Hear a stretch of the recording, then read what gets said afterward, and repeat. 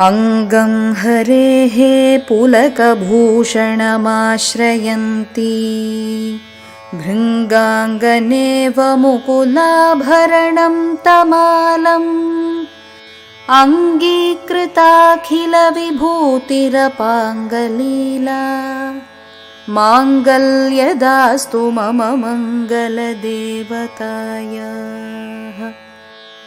मुग्धा मुहुर्विदधति वदने मुरारेः प्रेमत्रपा प्रणिहितानि गतागतानि मालादृशोर्मधुकरीव महोत्पलेया सा मे श्रियं दिशतु सागरसम्भवायाः। आमीलिताक्षमधिगम्य मुदा मुकुन्दम् आनन्दकन्दमनिमेषमनङ्गतन्त्रम् आकेकरस्थितकनीनिकपक्ष्मनेत्रम् भूत्यै भवेन्मम भुजङ्गशयाङ्गनायाः। बाह्वन्तरे मधुजितश्रितकौस्तुभेया हारावलीव हरिनीलमयी विभाति कामप्रदा भगवतोऽपि कटाक्षमाला कल्याणमावहतु मे कमलालयायाः। कालाम्बुदालिललितो रसिकैटभारेः धाराधरे स्फुरति या तडिदङ्गनेव मातुः समस्तजगतां महनीयमूर्तिः भद्राणि मे दिशतु भार्गवनन्दनायाः। प्राप्तं पदं प्रथमतः खलु यत्प्रभावात् माङ्गल्यभाजि मधुमाथिनि मन्मथेन मय्यापतेत् तदिह मन्थरमीक्षणार्धम् मन्दालसं च मकरालय कन्यकायाः। विश्वामरेन्द्रपदविभ्रमदानदक्षम् आनन्दहेतुरधिकं मुरविद्विषोऽपि ईशन्निषीदतु मयि क्षणमीक्षणार्धम् इन्दीवरोदरसहोदरमिन्दिरायाः। इष्टाविशिष्टमतयोऽपि यया दयार्द्रदृष्ट्या त्रिविष्टपपदं सुलभं लभन्ते दृष्टिः प्रहृष्टकमलोदरदीप्तिरिष्टां पुष्टिं कृषीष्ट मम पुष्करविष्टरायाः। दद्याद्दयानुपवनो द्रविणाम्बुधाराम् अस्मिन्न किञ्चन विहङ्गशिशौ विषण्णे दुष्कर्मधर्ममपनीय चिराय दूरम् नारायणप्रणयिनी नयनाम्बुवाहः।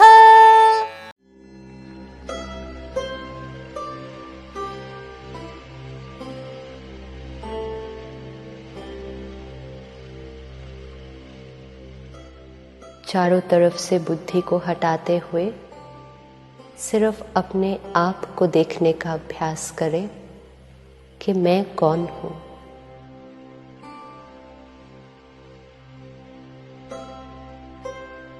इस शरीर को चलाने वाली हर संकल्प की रचना करने वाली हर भावना को महसूस करने वाली मैं चैतन्य शक्ति आत्मा हूं।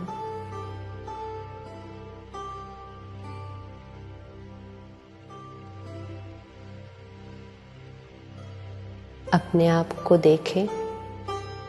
भ्रिकुटी के बीच अति सूक्ष्म चमकता हुआ सितारा, point of light shining in the center of the forehead. Energy जो इस शरीर की मालिक है। मैं आत्मा अपने ओरिजिनल स्वरूप में शांत स्वरूप हूँ। शांति मेरी अपनी नेचर है। शांति मेरा ही संस्कार है। शांति की किरणें मुझ आत्मा से निकल चारों तरफ फैल रहे हैं।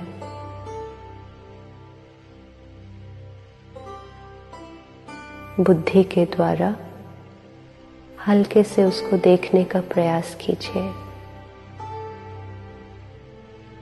मैं एक चैतन्य शक्ति हूँ। मैं आत्मा ज्योति स्वरूप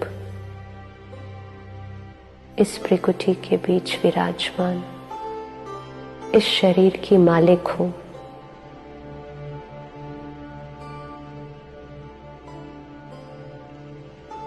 अपने ओरिजिनल स्वरूप में मैं आत्मा शांत स्वरूप हूं।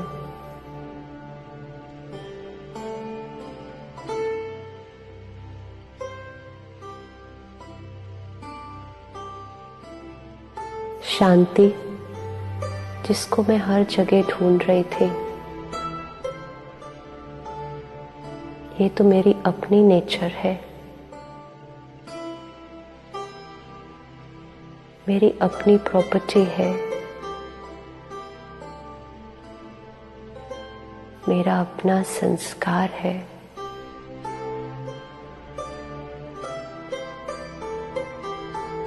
शांति के वाइब्रेशंस मुझ आत्मा से निकल चारों तरफ फैल रहे हैं।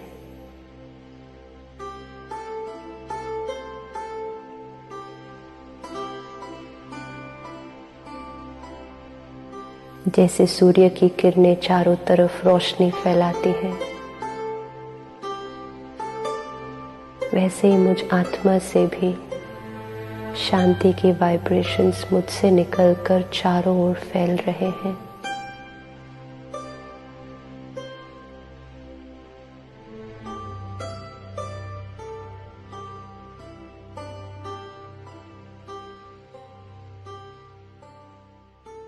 मैं आत्मा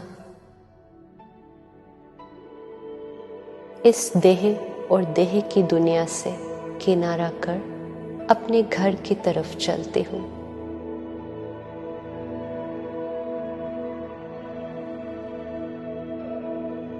देखें अपने आप को, that point of light traveling upwards.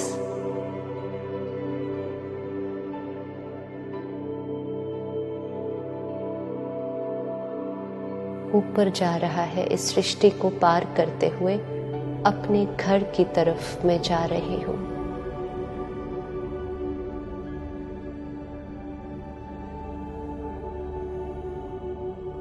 उस चांद सितारों की दुनिया को पार करते हुए अपने घर में आत्मा पहुंची हूँ, जहां चारों तरफ प्रकाश ही प्रकाश है, शांति ही शांति है। Just peace everywhere around me. शांति धाम मुझ आत्मा का घर है। मैं आत्मा मीठे शिव बाबा जो मुझ आत्मा का पिता है, मुझ आत्मा की तरह ही वो भी एक प्रकाश का पुंज है, ज्योति स्वरूप है, पॉइंट ऑफ लाइट। मैं आत्मा उनके सम्मुख आकर बैठ जाती हूँ। शिव बाबा जिनसे मैं हर संबंध जोड़ सकती हूँ, चाहे वो माता पिता का संबंध है, चाहे वो बच्चे या दोस्त का संबंध है, हर संबंध मैं शिव बाबा के साथ अनुभव कर सकती हूँ।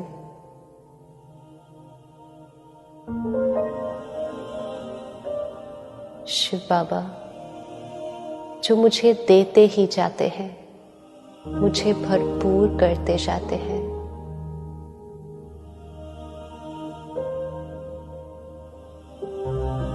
अपने मन में जो भी बात हो, जो परेशान कर रही हो, इस दोस्त से कर सकते हैं।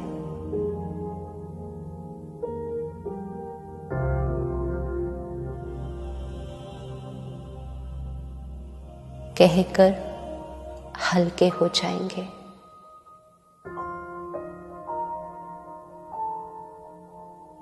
शिव बाबा शांति का सागर है।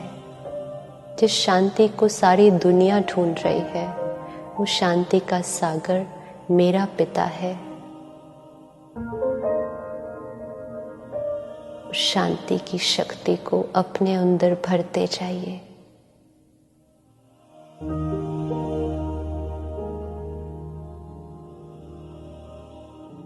भरकर वो शक्ति मुझ आत्मा से निकल सारी सृष्टि पर फैल रही है।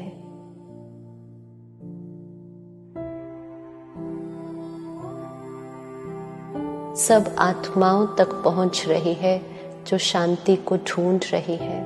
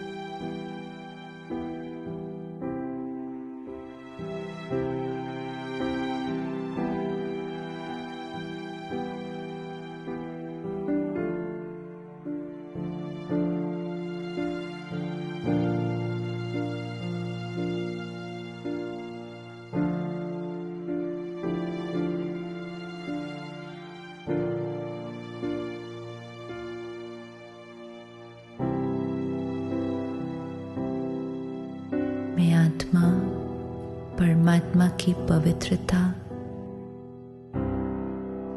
प्यार, शांति और ज्ञान से भरपूर हूँ।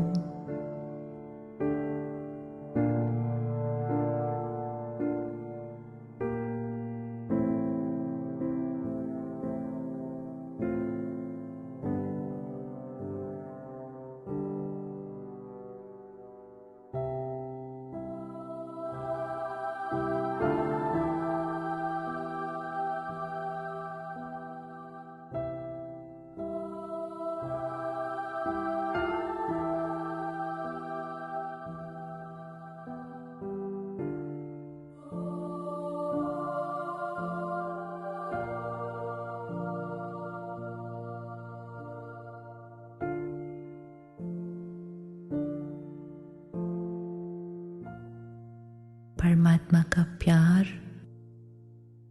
और प्योरिटी मुझे शक्ति देते हैं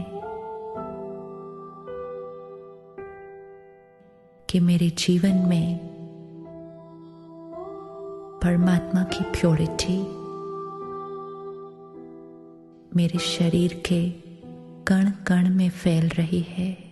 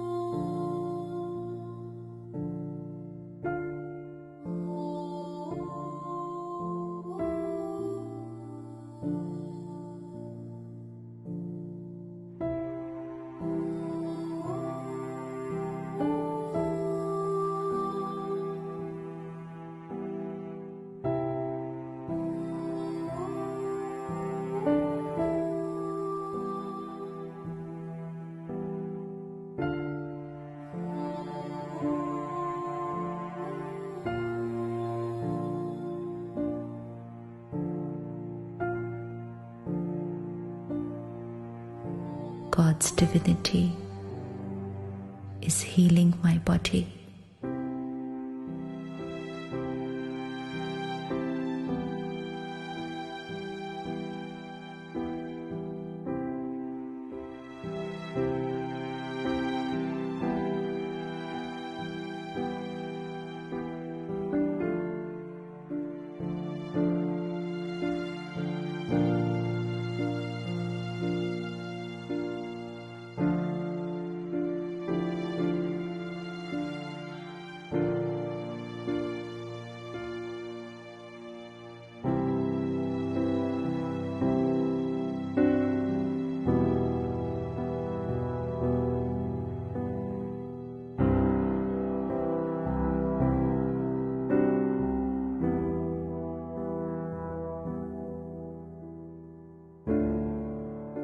भगवान की शक्तियों से भरपूर मैं आत्मा I now have the power to create unconditional happiness, health,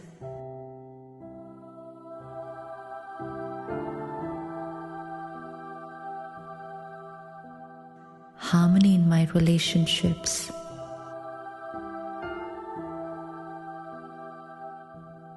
and heaven in this world.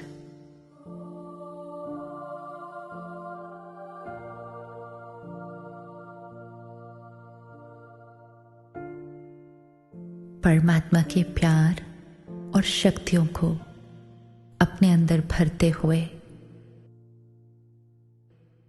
अब मैं आत्मा अपने घर से वापस उस दुनिया की तरफ चलूं जहां से मैं आई थी।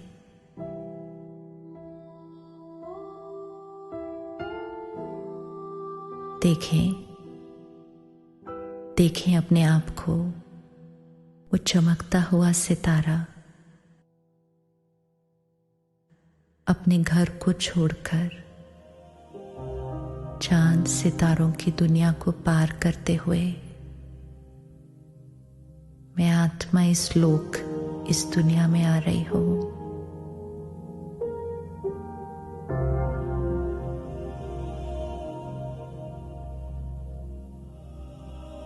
इस सृष्टि पर अपने शरीर में भ्रिकुटी के बीच in the centre of the forehead मैं आत्मा अपने स्थान पर आकर बैठी हूं।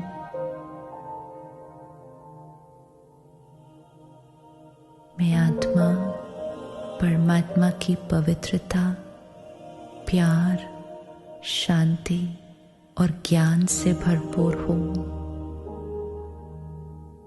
परमात्मा का प्यार और प्योरिटी मुझे शक्ति देते हैं। ओम शांति।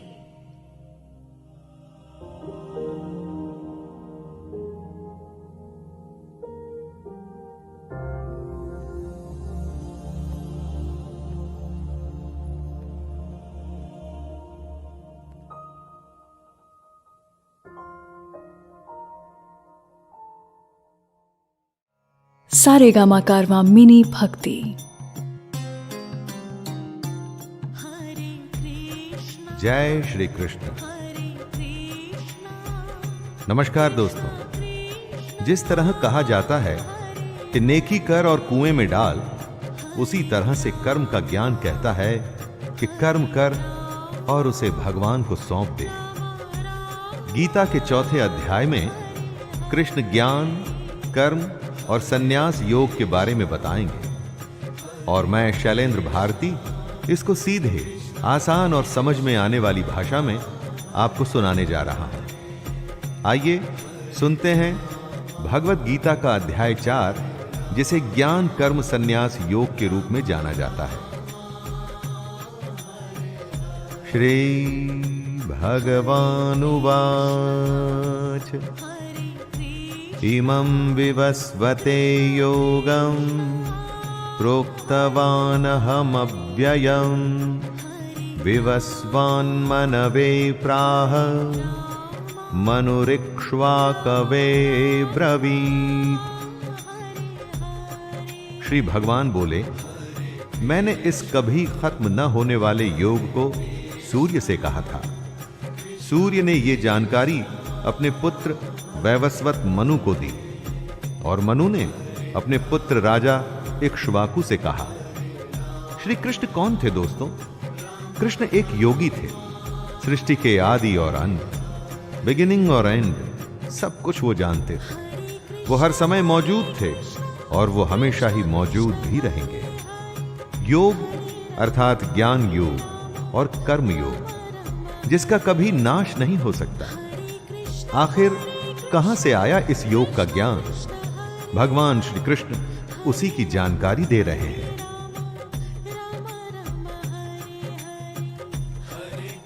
एवं परंपरा प्राप्तम् इमं राजर्षयो विदुः सकाले नेह महता योगो नष्टः परंतप। हे परंतप अर्जुन, परंपरा चलती रही और कई राजर्षियों को इसकी जानकारी हो गई, लेकिन उसके बाद वह योग बहुत काल से इस पृथ्वी लोक में गायब हो गया।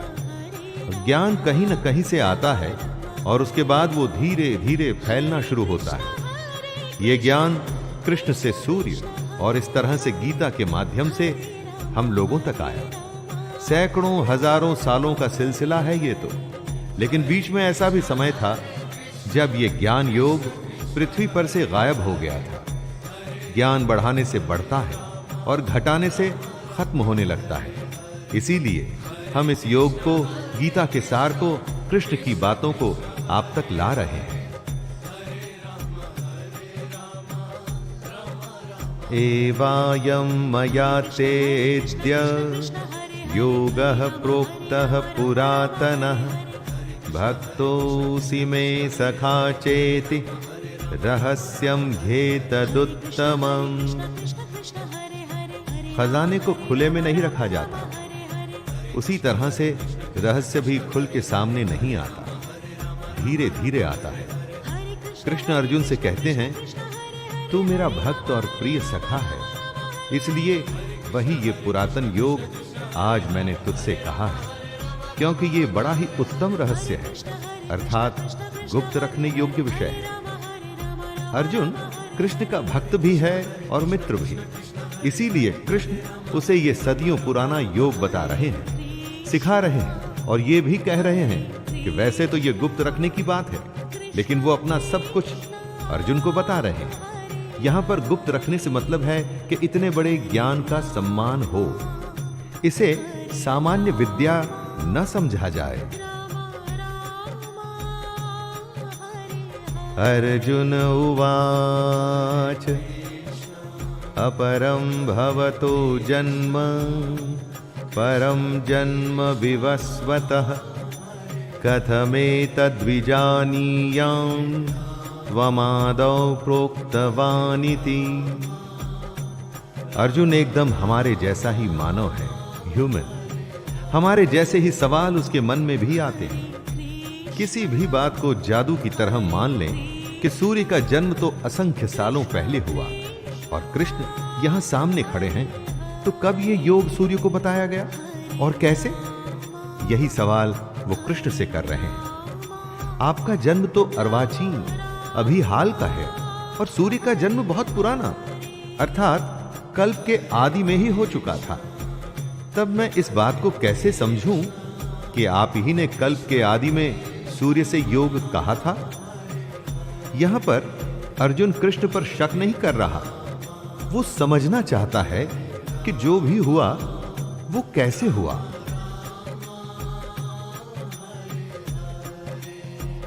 श्री भगवानुवाच बहूनि मे व्यतीतानि जन्मानि तव चार्जुन तान्यहं वेद सर्वाणि न त्वं वेत्थ परन्तप। दोस्तों, भक्त नहीं जानता, लेकिन भगवान सब जानता है। साधक मतलब कि साधना करने वाला ये नहीं जानता, लेकिन महापुरुष सब कुछ जानता है। जो आंखों से दिखता है वो तो सब जान सकते हैं, इसमें विशेष क्या हुआ, स्पेशल क्या है? जो अव्यक्त है यानी अनएक्सप्लेन्ड है, उसे सिर्फ ज्ञानी और महापुरुष ही जानते हैं। श्री भगवान बोले, हे परंतप अर्जुन, मेरे और तेरे बहुत से जन्म हो चुके हैं, उन सबको तू नहीं जानता, किंतु मैं जानता हूं। यही कृष्ण कह रहे हैं कि अर्जुन उनको साधारण जन्म लेने वाला, हमारे जैसे शरीर वाला ना समझे। दोस्तों, ये बात हमारे लिए भी आवश्यक है कि कृष्ण को हम कैसे और क्या समझें।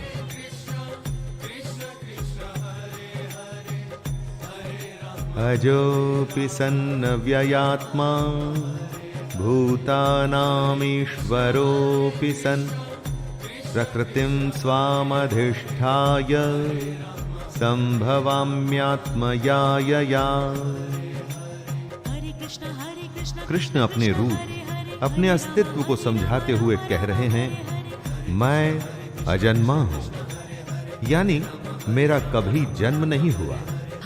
मैं अविनाशी हूं, अर्थात मेरा कभी नाश नहीं हो सकता। मैं समस्त प्राणियों का ईश्वर होते हुए भी अपनी प्रकृति को अधीन करके अपनी योग माया से प्रकट होता हूं। जिसका जन्म होता है उसकी मृत्यु निश्चित है। तो जिसे अर्जुन देख रहा था वो क्या था? क्योंकि वो तो कभी जन्मे ही नहीं। तो कृष्ण की एग्जिस्टेंस क्या थी? वो थी कृष्ण की योग माया। अपनी माया से कृष्ण ने खुद को ही प्रकट किया था। मनुष्यों में वो मनुष्यों जैसे आए थे ताकि हम सब के बीच हमारे जैसे जीवन जी सके। यदा यदा हि धर्मस्य ग्लानिर्भवति भारत अभ्युत्थानमधर्मस्य तदात्मानं सृजाम्यहम्।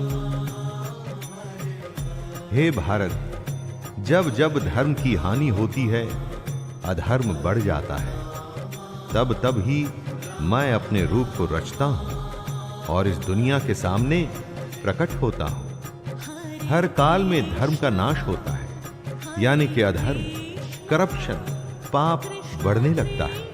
तब किसी न किसी की जरूरत पड़ती है दोस्तों, जो आए और सब कुछ ठीक करे।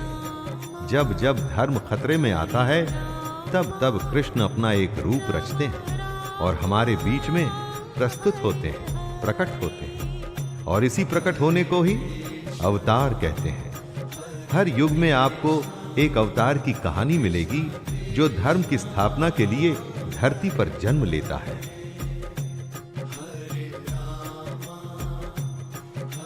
परित्राणाय साधूनां विनाशाय च दुष्कृतां धर्म संस्थापनार्थाय संभवामि युगे युगे।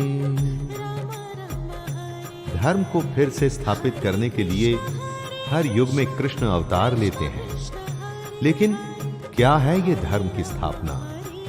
कृष्ण कहते हैं, साधु पुरुषों का उद्धार करने के लिए, पाप कर्म करने वालों का विनाश करने के लिए और धर्म की अच्छी तरह से स्थापना करने के लिए मैं युग युग में प्रकट हुआ करता हूं। साधु का उद्धार यानी भला और पापियों को खत्म करना ही धर्म की रक्षा करना है।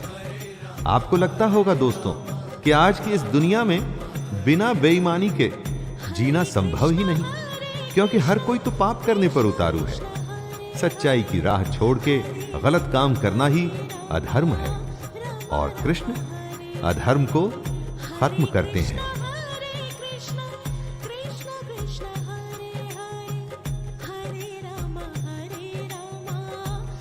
जन्म कर्म च मे दिव्यम् एवं यो वेत्ति तत्त्वतः त्यक्त्वा देहं पुनर्जन्म नैति मामेति सोऽर्जुन। कृष्ण कहते हैं कि उनका जन्म अलौकिक है, यानी इस लोक का नहीं। जैसे हम सबका जन्म होता है, वैसे कृष्ण का जन्म नहीं हुआ।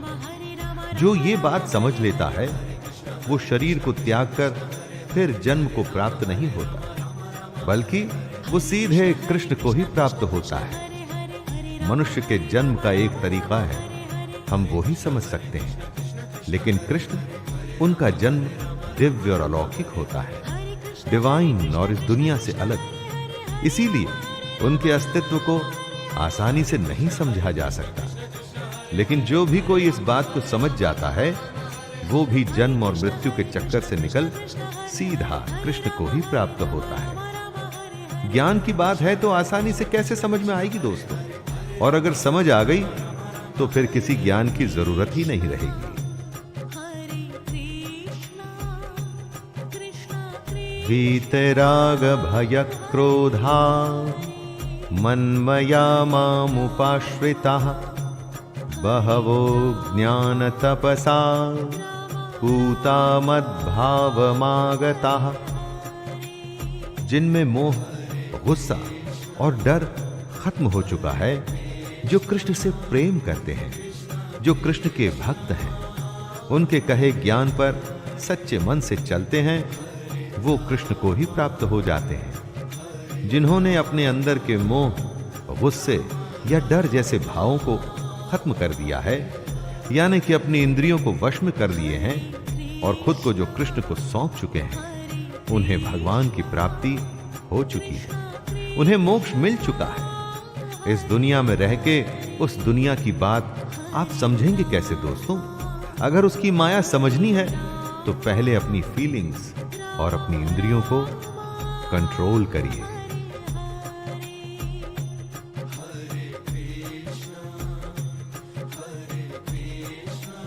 ये यथा मां प्रपद्यन्ते तांस्तथैव भजाम्यहम् मम वर्तमानुवर्तन्ते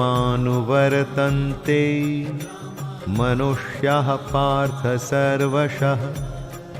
हे अर्जुन, जो भक्त मुझे जिस प्रकार भजते हैं, मैं भी उनको उसी प्रकार भजता हूं, क्योंकि सभी मनुष्य मेरे ही बताए रास्ते पर चलते हैं। दोस्तों, कृष्ण यहां पर कितनी बड़ी बात कह रहे हैं। जो उनको भजते हैं, कृष्ण वापस से उनको उसी प्रकार भजते हैं। कहने का अर्थ है कि जो कृष्ण के स्वरूप को, उनके ज्ञान को और उनकी कही बातों को अच्छे से समझ जाता है, वो एक तरह से कृष्ण में मिल जाता है। यहां भजने से मतलब पूजा पाठ या आरती मत समझ लीजिएगा दोस्तों। सच्चे अर्थों में भगवान को भजने का मतलब है उसकी कही बातों पे चलना।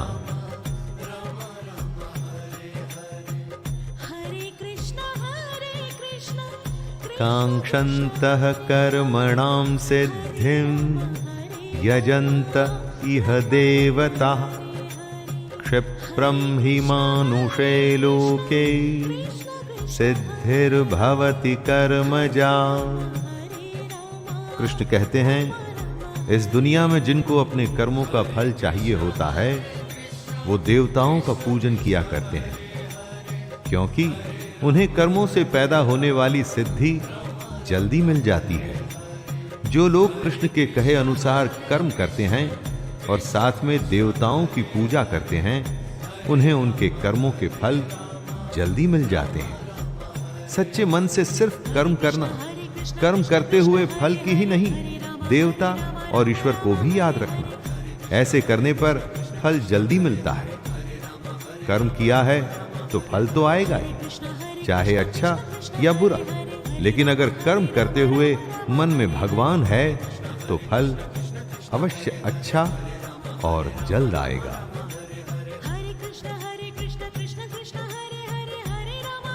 चातुर्वर्ण्यं मया सृष्टं गुणकर्म विभागशः तस्य कर्तारमपि मां विद्य कर्तारमव्ययम्।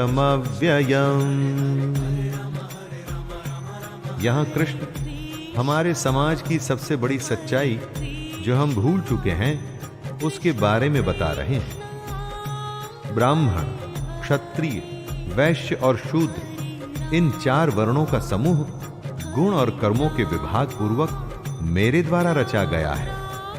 इस प्रकार उस सृष्टि रचनादि कर्म का कर्ता होने पर भी मुझ अविनाशी परमेश्वर को तू वास्तव में अकर्ता ही जान। जिसे हम जात या जाति कहते हैं, वो आपके गुण और कर्म पर निर्भर करती है दोस्तों, जन्म पर नहीं। हो सकता है कि आपका जन्म एक अच्छे घर में हुआ हो, आपके माता और पिता अच्छे इंसान हो, लेकिन अगर आप धूर्त हैं, झूठ बोलते हैं या गलत काम करते हैं, तो क्या आपको भी सच्चा और अच्छा कहा जाएगा? ना, कभी नहीं।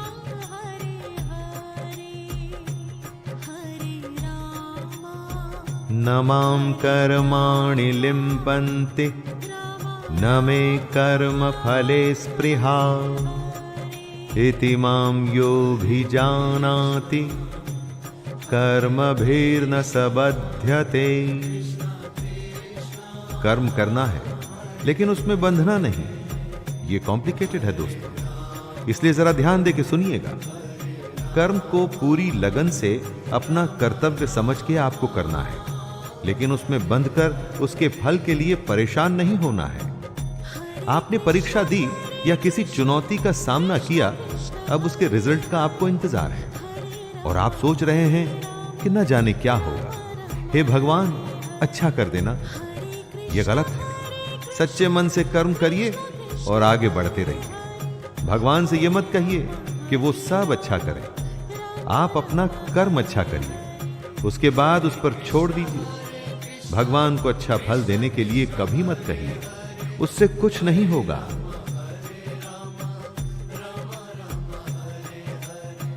एवं ज्ञात्वा कृतं कर्म पूर्वैरपि मुमुक्षुभिः कुरु कर्मैव तस्मात् त्वं पूर्वैः पूर्वतरं कृतं। कृष्ण आगे अर्जुन को बताते हैं कि बीते समय में जिन लोगों को मोक्ष प्राप्त हुआ था, उन्होंने इसी तरीके का इस्तेमाल किया था। और इस समय में अगर अर्जुन तुझे भी मोक्ष की इच्छा है, तो तुझे भी इसी तरीके से चलना पड़ेगा। कृष्ण पूर्वजों के तरीके को समझाते हुए अर्जुन से कह रहे हैं दोस्तों कि उससे पहले भी कितने ही लोग निष्काम कर्म को समझ ईश्वर को प्राप्त हुए थे। उसी तरह से अर्जुन को भी इस बने बनाए तरीके पे चल ईश्वर को पाना चाहिए। दुनिया कितनी भी बदल जाए, दुनिया के नियम नहीं बदलते। जैसे जन्म और मृत्यु अटल है, उसी तरह से मेहनत करने पर अच्छा फल मिलेगा, ये भी अटल है। किम कर्म किम कर्मेति कवयोप्यत्र मोहिताः तत्ते कर्म प्रवक्ष्यामि यज्ञ ज्ञात्वा मोक्षसे शुभात्।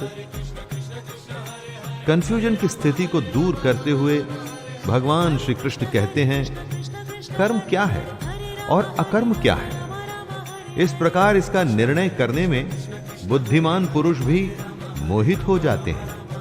इसलिए वह कर्म तत्व मैं तुझे भली भांति समझाकर कहूंगा, जिसे जानकर तू अशुभ से अर्थात कर्म बंधन से मुक्त हो जाएगा। आखिर कर्म होता क्या है? कुछ भी करने को क्या कर्म कहते हैं? हर समय हम इस शब्द का इस्तेमाल करते हैं, परंतु कृष्ण कर्म और अकर्म का भेद खोलेंगे और समझाएंगे कि कैसे इसको समझकर आप कर्म योग में लग सकते हैं और अपने जीवन में आगे बढ़ सकते हैं। कर्मणो ह्यपि बोद्धव्यं बोद्धव्यं च विकर्मणः अकर्मणश्च बोद्धव्यं गहना कर्मणो गतिः। कर्म क्या है ये समझना चाहिए और अकर्म क्या है ये भी समझना चाहिए, और साथ में विकर्म का स्वरूप भी जानना चाहिए, क्योंकि कर्म बहुत ही कॉम्प्लिकेटेड चीज है। 3 शब्दों में कहा है कृष्ण ने, कर्म, अकर्म और विकर्म, यानी कुछ करना, कुछ न करना और कुछ विशेष करना। ये बातें सुनकर दोस्तों आपको फिलॉसफी लगेगी, सत्संग के ज्ञान की तरह लगेगा, लेकिन अगर आप इन बातों को समझ जाएं तो यकीन मानिए हमारी प्रैक्टिकल दुनिया में आपका जीना एकदम आसान हो जाएगा। और यही वजह है कि कृष्ण कर्म, अकर्म और विकर्म को समझाना चाहते हैं। कर्मण्य कर्म यः पश्येद कर्मणि च कर्म यः स बुद्धिमान् मनुष्येषु स युक्तः कृत्स्न कर्म कृत्। जो मनुष्य कर्म में अकर्म देखता है और जो अकर्म में कर्म देखता है, वो और लोगों से ज्यादा इंटेलिजेंट है, और ऐसा योगी समस्त कर्मों को करने वाला है। कर्म में अकर्म देखने का मतलब क्या हुआ? यानी जो मनुष्य कर्म करता है लेकिन उस पर घमंड नहीं करता कि करने वाला वो खुद है, वो कर्म में अकर्म को देख रहा है, कर्म को कर्तव्य मान के कर रहा है। लेकिन दुनिया जहान में या खुद अपने आप से उसका डंका नहीं पीटना चाहिए दोस्तों।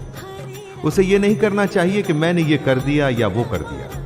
अपना काम करना है, उसके फल के बारे में नहीं सोचना है, और अपने अगले काम, अगले कर्तव्य में लग जाना है। यही है कर्म में अकर्म को देखना। यस्य सर्वे समारंभाः काम संकल्प वर्जिताः ज्ञानाग्निदग्ध कर्माणं तमाहुः पंडितं बुधाः। कृष्ण कर्म को आगे समझाते हुए कहते हैं, जिसके शास्त्रों द्वारा ठीक बताए गए कर्म बिना कामना और संकल्प के होते हैं, तथा जिसके सारे कर्म ज्ञान रूप अग्नि द्वारा भस्म हो गए हैं, उस महापुरुष को ज्ञानी जन भी पंडित कहते हैं। दोस्तों, सीधी भाषा में इसे यूं समझिए कि कर्म करना है और उसे भूल जाना है। लेकिन कौन सा कर्म? शास्त्र सम्मत। जी हां, शास्त्र सम्मत। जिस कर्म को शास्त्र ठीक बताएं, शास्त्र कौन से कर्म को ठीक बताएंगे? जिसमें धर्म का पालन है, जिसमें आपके कर्तव्य, आपकी रिस्पॉन्सिबिलिटी पूरी होती है। किसी भी काम को अपने स्वार्थ के चलते आप अच्छा या बुरा कह सकते हैं, लेकिन सही कर्म वही है जो शास्त्र सम्मत है। त्यक्त्वा कर्म फलासंगम नित्य तृप्तो निराश्रयः कर्मण्यभिप्रवृत्तोऽपि नैव किंचित करोति सः। जो पुरुष अपने सारे कर्मों और उनके फल में आसक्ति को छोड़ करके इस दुनिया पर डिपेंडेंट नहीं और परमात्मा में नित्य तृप्त है, वह कर्मों को करता हुआ भी वास्तव में कुछ भी नहीं करता। जो इंसान काम करते हुए उसके फल के बारे में बिल्कुल नहीं सोचता, वो ही सबसे आगे जाता है। उसी की उन्नति होती है। इतनी उन्नति, इतनी प्रोग्रेस कि अगर वो चाहे तो भगवान को भी पा सकता है। कर्म करते हुए उसके फल, रिजल्ट में आसक्ति नहीं रखनी चाहिए। बस इतनी सी सीधी सी बात है दोस्तों। मत सोचिए कि आगे क्या होगा, बस अभी में रहिए और अपना काम करिए।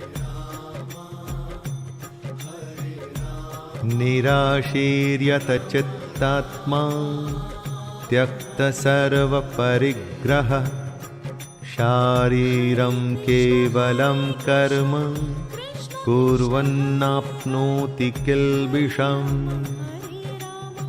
इस श्लोक में श्री कृष्ण योगी की डेवलप्ड अवस्था के बारे में बता रहे हैं, जिसने अपना अंतःकरण यानी मन और इंद्रियों के साथ में शरीर को जीत लिया है, जिसने अपने मन और इंद्रियों को अपने काबू में कर लिया है।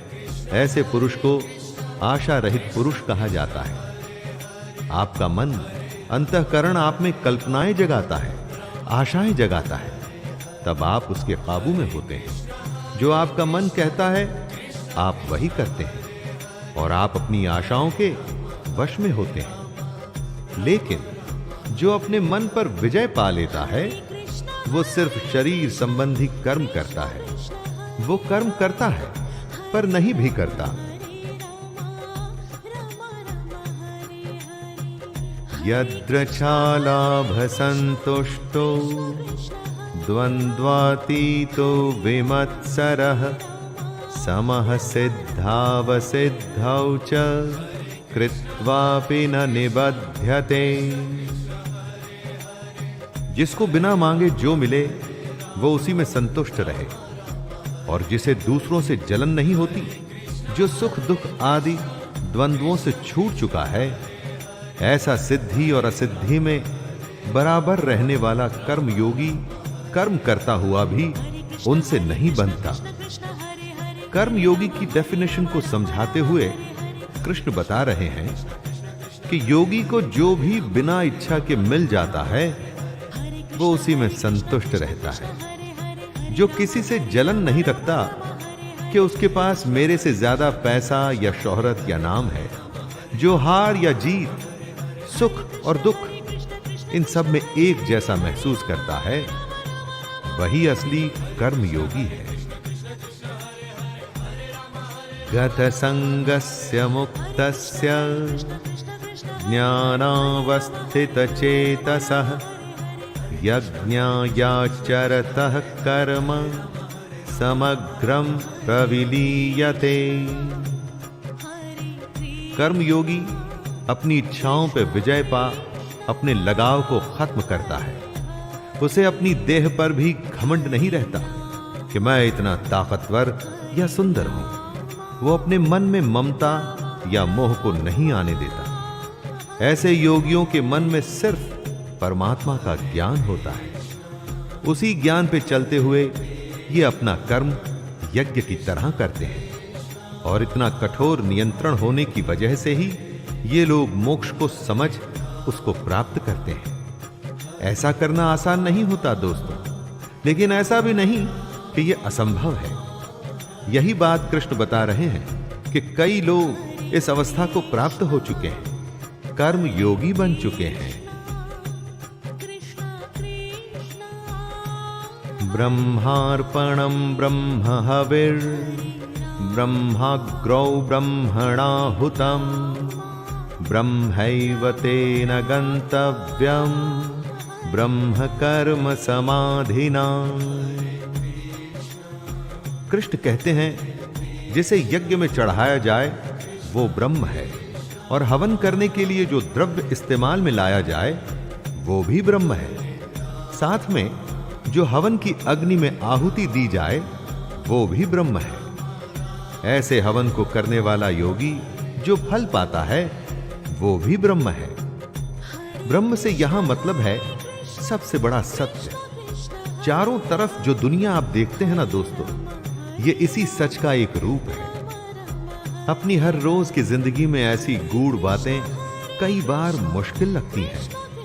ऐसा लगता है कि किसके लिए, किसके पास टाइम है, लेकिन इसका अर्थ यह नहीं कि इससे सच बदल जाता है। कृष्ण की इन बातों से ब्रह्म को समझने की कोशिश तो करिए दोस्तों। दैवमेवापरे यज्ञं योगिनः पर्युपासते ब्रह्माज्ञावपरे यज्ञं यज्ञेनैवोपजुह्वति। कुछ योगी देवताओं को सब कुछ मान यज्ञ को उनको समर्पित करते हैं।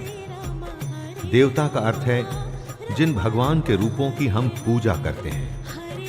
यही यज्ञ का एक रूप होता है जो हमारे जैसे लोगों के लिए है।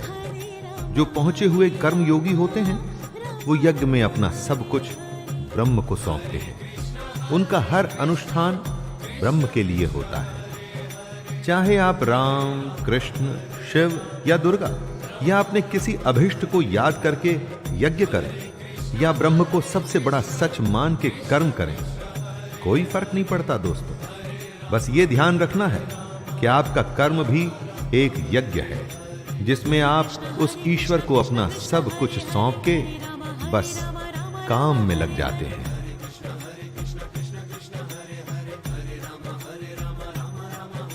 श्रोत्रादीनिन्द्रियाण्यन्ये संयमाग्निषु जुहुवति शब्दादीन् विषयान्नन्य इंद्रियाग्निषु जुहुवति।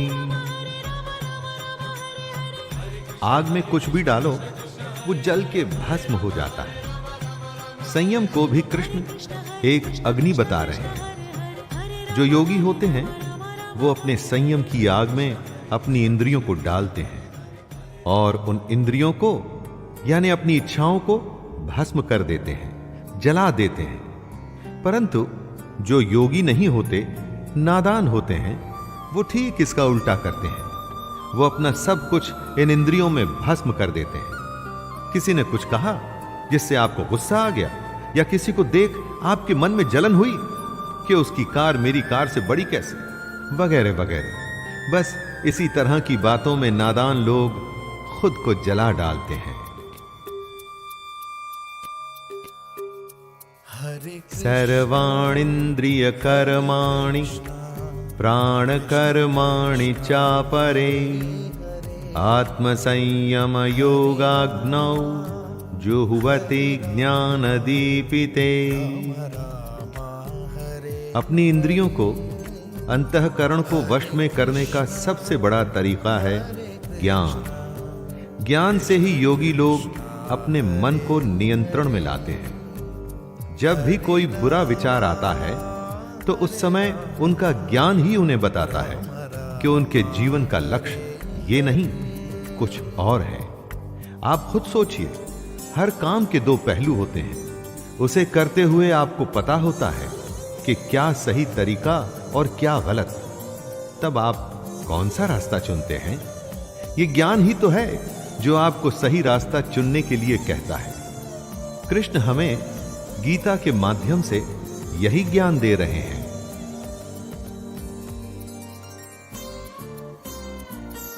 द्रव्य यज्ञस्तपो यज्ञा योग यज्ञस्तथा परे स्वाध्याय ज्ञान यज्ञश्च यतयः संक्षिप्तव्रतः।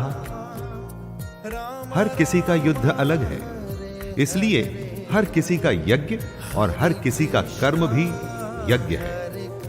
यही बात कृष्ण इस श्लोक के द्वारा हमें बता रहे हैं। कई पुरुष द्रव्य संबंधी यज्ञ करने वाले होते हैं, कितने ही तपस्या रूप यज्ञ करते हैं, तथा दूसरे कितने ही योग रूप यज्ञ करते हैं। कितने ही अहिंसादि तीक्ष्ण व्रतों से युक्त यत्नशील पुरुष स्वाध्याय रूप ज्ञान यज्ञ करने वाले होते हैं। कोई ईश्वर की पूजा कर उसे फूल और फल चढ़ाता है, कोई तपस्या कर भगवान को खुश करने की कोशिश करता है, और कोई योग से भगवान को पाने की कोशिश करता है। दोस्तों, अपना युद्ध पहचानिए और अपना कर्म चुनिए। अपाने जुहुवति प्राणम प्राणे पानम तथा परे प्राणापान गतिरुद्ध्वा प्राणायाम परायणः अपरे नियताहारः प्राणान् प्राणेषु जुह्वति सर्वेप्येते यज्ञविदो यज्ञक्षपितकल्मषः। इस श्लोक में कृष्ण प्राणायाम से जुड़े आयाम बता रहे हैं। जरा ध्यान देके सुनिएगा दोस्तों। कितने ही योगी जन अपान वायु में प्राण वायु को हवन करते हैं, वैसे ही अन्य योगी जन प्राण वायु में अपान वायु को हवन करते हैं, तथा अन्य कितने ही नियमित आहार करने वाले प्राणायाम परायण पुरुष प्राण और अपान की गति को रोककर प्राणों को प्राणों में ही हवन किया करते हैं। ये सभी साधक यज्ञों द्वारा पापों का नाश कर देने वाले और यज्ञों को जानने वाले हैं। प्राण का अर्थ है सांस अंदर खींचना, अपान का मतलब सांस को छोड़ना। कौन कितना पहुंचा हुआ योगी है उसकी अलग अलग अवस्था होती है। बहुत से योगी अपनी सांसों के आने जाने पर पूरा कंट्रोल रखते हैं, परंतु हम में से ज्यादातर ऐसा नहीं कर पाते। हमारी सांसें तो मजबूरी में चलती हैं, क्योंकि नहीं चली तो हम मर जाएंगे। लेकिन योगियों के साथ ऐसा नहीं होता। प्राणायाम से हम अपने पर संयम करने में सफल होते हैं, और यही बात कृष्ण हमें बता रहे हैं। यज्ञशिष्टामृत भुजो यान्ति ब्रह्म सनातनम् नायं लोकोऽस्त्यय यज्ञस्य कुतोऽन्यः कुरु सत्तमा। यज्ञ की महिमा का बखान करते हुए कृष्ण कहते हैं, हे कुरुश्रेष्ठ अर्जुन, यज्ञ से बचे हुए अमृत का अनुभव करने वाले योगी जन सनातन पर ब्रह्म परमात्मा को प्राप्त होते हैं, और यज्ञ न करने वाले पुरुष के लिए तो ये मनुष्य लोक भी सुखदायक नहीं है। फिर परलोक कैसे सुखदायक हो सकता है?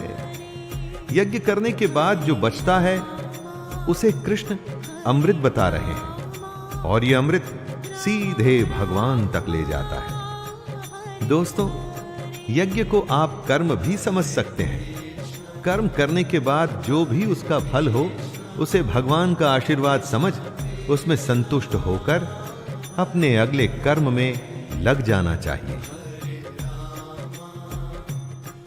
एवं बहुविधा यज्ञा वितता ब्रह्मणो मुखे कर्मजान् विद्धि तान् सर्वान् एवं ज्ञात्वा विमोक्ष्यसे। कृष्ण आगे कहते हैं, कितने ही तरह के यज्ञ वेद की वाणी में बताए गए हैं। उन सबको तू मन, इंद्रिय और शरीर की क्रिया द्वारा संपन्न होने वाले जान। इस प्रकार इन यज्ञों का मूल तत्व, इनकी रियलिटी जानकर उनके अनुष्ठान द्वारा तू कर्म बंधन से हमेशा के लिए मुक्त हो जाएगा। कितने ही यज्ञ वेदों में बताए गए हैं, और कई यज्ञों के बारे में श्री कृष्ण ने भी बताया, जैसे अपने पर संयम रख इंद्रियों को वश में करना, यज्ञ में देवताओं को अर्पण करना, सांसों को नियम में रख प्राणायाम करना। ये सारे यज्ञ ही तो हैं। ये यज्ञ अगर हम सच्चे मन से करेंगे तो इस जन्म और मृत्यु के चक्कर से हमेशा के लिए निकल सकते हैं। श्रेयान् द्रव्यमयाद्यज्ञाय ज्ञान यज्ञः परन्तप सर्वं कर्म अखिलं पार्थ ज्ञाने परिसमाप्यते। हे परंतप अर्जुन, आहुति चढ़ाकर किए गए यज्ञ से अच्छा ज्ञान यज्ञ होता है। एक यज्ञ तो वो होता है जिसमें हवन में आप देवताओं का आवाहन कर उन्हें अलग अलग द्रव्य जैसे घी इत्यादि चढ़ाते हैं, और एक दूसरा यज्ञ होता है ज्ञान यज्ञ, जिसमें आप अपनी इंद्रियों को वश में करते हैं, अपनी सांसों को नियंत्रण में रखते हैं, अकर्म करते लेकिन उसके फल में इच्छा नहीं रखते। ये सारे ज्ञान यज्ञ हैं, और ये द्रव्य यज्ञों से कहीं अच्छे हैं। इसीलिए ज्ञान यज्ञ हमें सीधे ईश्वर से साक्षात्कार कराता है, हमें उनसे जोड़ता है। तद्विद्धि प्रणिपातेन परिप्रश्नेन सेवया उपदेक्ष्यन्ति ते ज्ञानं ज्ञानिनस्तत्त्वदर्शिनः। अर्जुन तो खुद भगवान के सामने था, लेकिन हम सब तो नहीं है दोस्तों। अगर ये ज्ञान हमें समझ नहीं आ रहा तो हम तत्वदर्शी ज्ञानी महापुरुष के पास जाके इस ज्ञान को या ब्रह्म को समझने की कोशिश कर सकते हैं। अगर ज्ञान हमें जरूरी ही नहीं लगेगा तो हम बस अपनी जिंदगी को बिना कुछ जाने जीते ही चले जाएंगे। कृष्ण अर्जुन के माध्यम से हम सबको कुछ बता रहे हैं।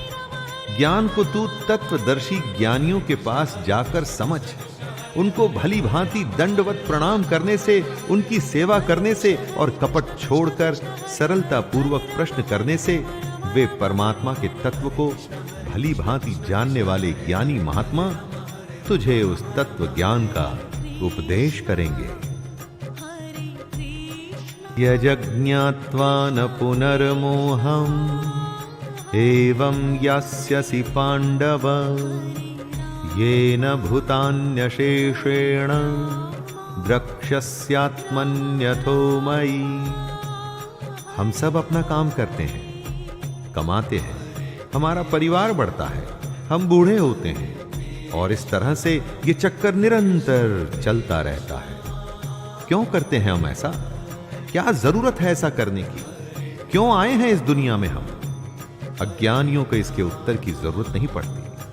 आपके आसपास कितने लोग ये सवाल करते हैं? ज्यादा नहीं, लेकिन जिसमें थोड़ा सा भी ज्ञान है ना, वो ये जानना चाहता है। और यही जानने के लिए हमें तत्वदर्शी ज्ञानियों के पास जाकर के समझने की कोशिश करनी चाहिए। तभी तो हम मोह से छूटेंगे और भगवान की इस दुनिया को समझने की कोशिश भी करेंगे।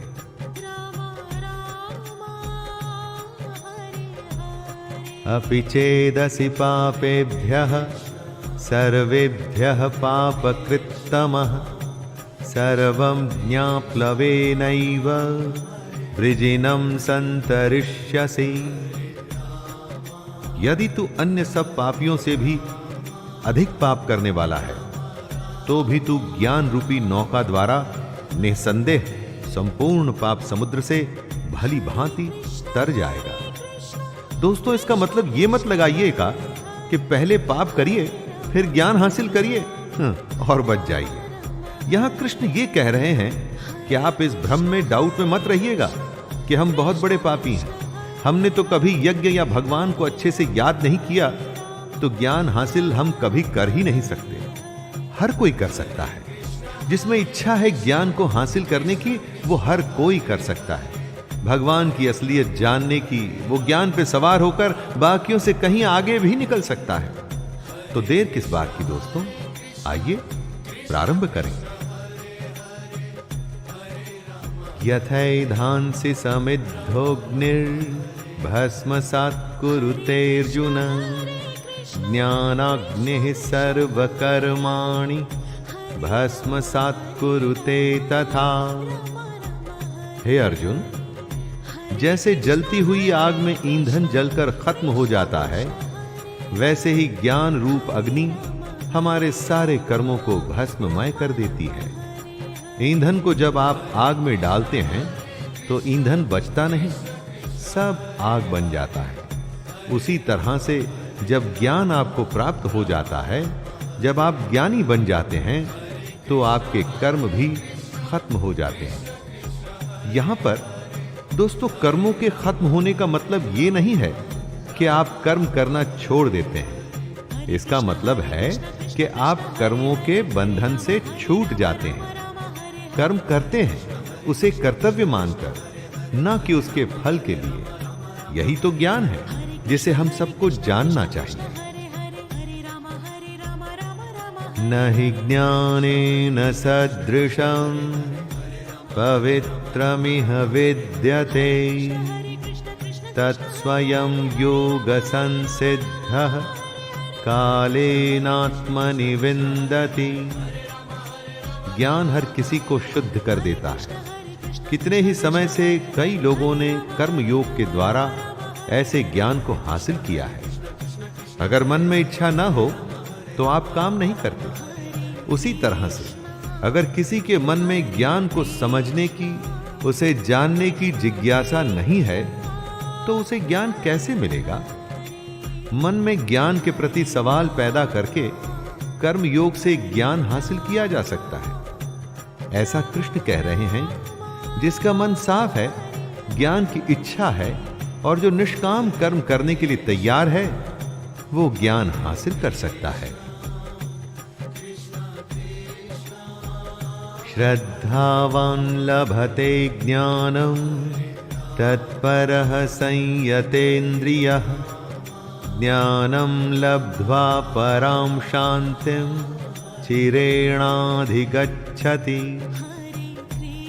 इंद्रियों को जीतने वाले, मेहनत करने वाले और श्रद्धा रखने वाले मनुष्य को ज्ञान प्राप्त होता है तथा ज्ञान को प्राप्त होकर वह बिना देरी के उसी समय ही उसे भगवान की परम शांति मिलती है। जब आप एग्जाम परीक्षा देने जाते हैं और अगर आपको सारे जवाब मालूम हैं तो परीक्षा देने में कोई परेशानी नहीं होती दोस्तों। उसी तरह से जो इंद्रियों के वश में करने की कोशिश कर रहा है, जिसके मन में ईश्वर के प्रति श्रद्धा है, उसको इस दुनिया की सच्चाई समझने में या ज्ञान हासिल करने में ज्यादा समय नहीं लगता। सही लगन और सही तरीके से आप दुनिया में कुछ भी हासिल कर सकते हैं। अज्ञश्च श्रद्धानश्च संशयात्मा विनश्यति। नायं लोकोऽस्ति न परो न सुखम संशयात्मनः। जो सही गलत का फैसला नहीं कर सकता, जिसमें श्रद्धा नहीं, जिसके मन में शक है, ऐसा मनुष्य खत्म हो जाता है। ऐसे संशय युक्त मनुष्य के लिए न ये दुनिया है, न वो दुनिया, और न ही सुख। जिसमें न सोचने समझने की शक्ति है, जिसमें न ईश्वर के लिए या इस दुनिया के सच के लिए श्रद्धा है, तो उसके जीवन का कोई मोल ही नहीं। ऐसे अज्ञानी बेवकूफ के लिए किसी दुनिया में आराम नहीं और उसे सुख कभी नहीं मिलता।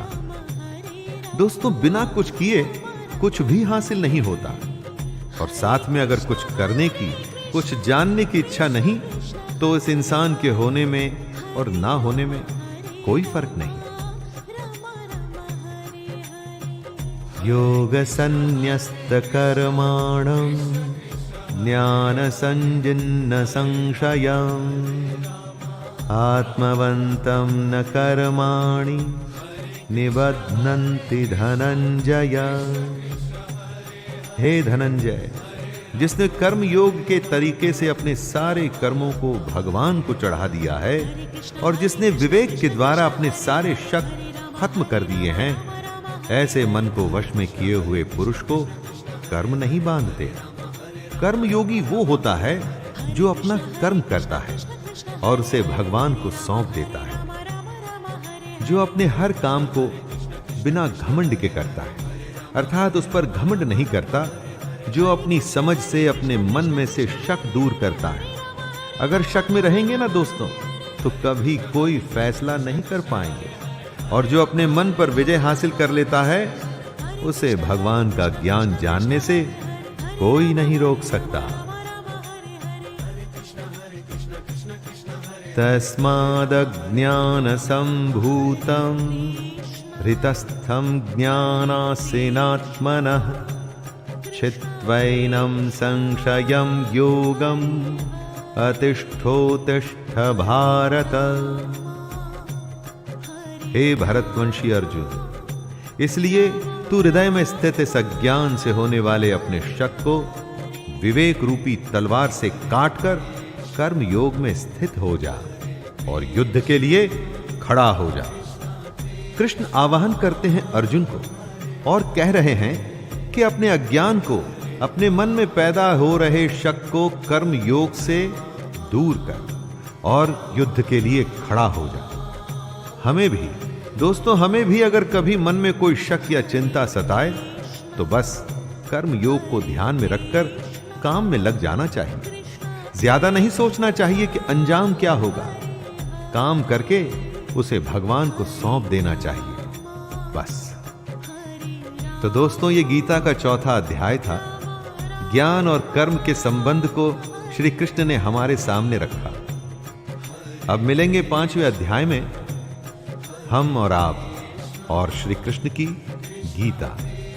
आज्ञा दीजिए अपने दोस्त शैलेंद्र भारती को। जय श्री कृष्ण।